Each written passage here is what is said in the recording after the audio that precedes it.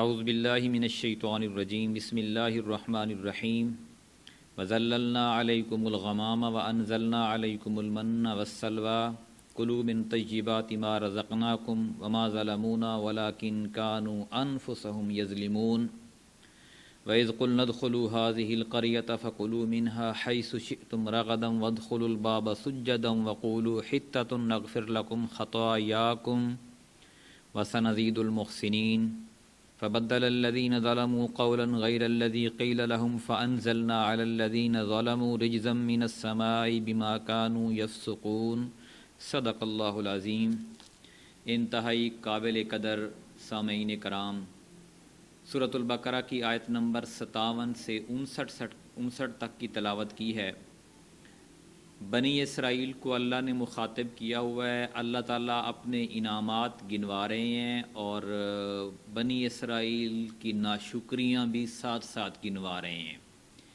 کہ اس قوم کو اللہ تعالیٰ نے ایک لمبی تاریخ دی، اس دور کی تمام دنیا کی قوموں پر فضیلت دی، حکمرانی دی،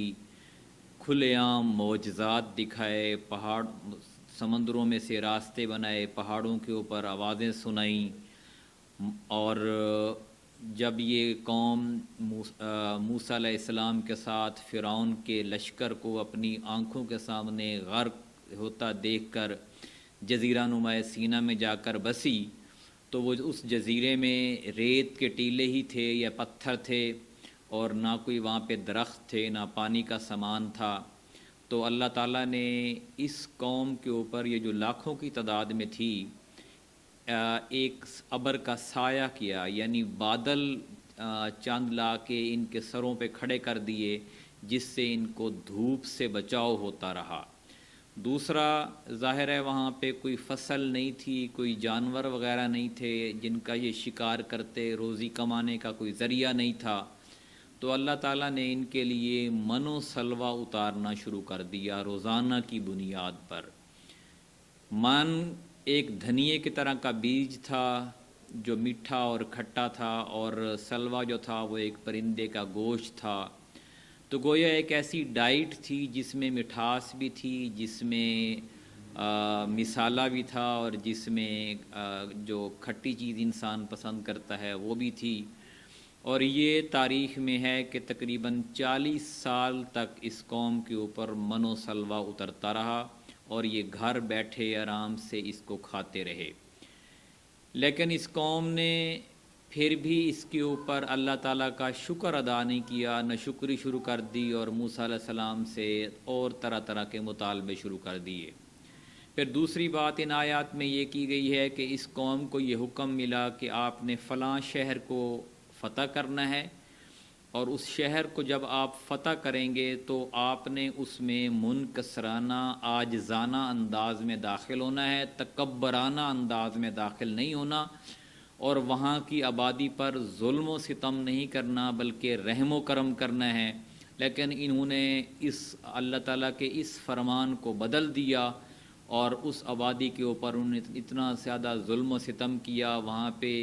فحاشی پھیلائی، ان کی عزتوں کو لوٹا، ان کے مال اور جان کو لوٹا۔ تو اللہ تعالیٰ نے پھر اس کا تذکرہ بھی کیا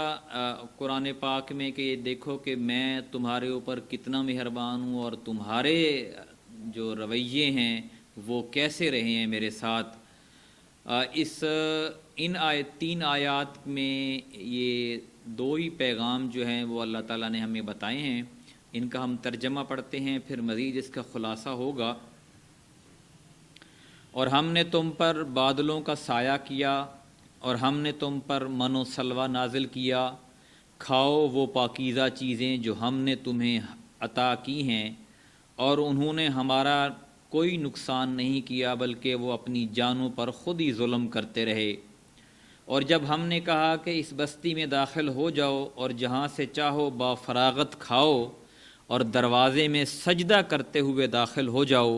اور کہتے جاؤ الہی معاف کر دے، تو ہم تمہاری خطاؤں کو معاف کر دیں گے، اور نیکی کرنے والوں کو ہم مزید اجر عطا فرمائیں گے۔ پھر ظالموں نے بات کو بدل ڈالا جو اس کے علاوہ تھی، جو ان سے کہی گئی تھی، چنانچہ ہم نے ظالموں پر آسمان سے عذاب نازل کیا اس وجہ سے کہ وہ نافرمانی کرتے رہے۔ یہ شہر جو تھا، جو تاریخ میں لکھا ہے، یہ اردن کے مشرقی کنارے پر آباد تھا، اور اس شہر میں کافی بڑی آبادی تھی، اور حضرت موسیٰ علیہ السلام کے آخری دور میں یہ شہر فتح ہوا تھا۔ حکم یہ تھا کہ آپ نے جب اس شہر کو فتح کرنا ہے تو آپ نے ان کے ساتھ درگزر سے کام لینا ہے، اور ادب اور احترام کو ملحوظ خاطر رکھنا ہے، عاجزانہ روش اختیار کرنی ہے، ظالم اور جابروں وال کی طرح آپ نے گردن اکڑا کر نہیں جانا اور بستی کے اوپر ظلم و ستم نہیں کرنا۔ لیکن انہوں نے اس کو بدل دیا، اور اس طرح پھر ان کے اوپر اللہ تعالیٰ کا عذاب نازل ہوا۔ اللہ تعالیٰ سے دعا ہے کہ بنی اسرائیل میں جو برائیاں پھیلیں،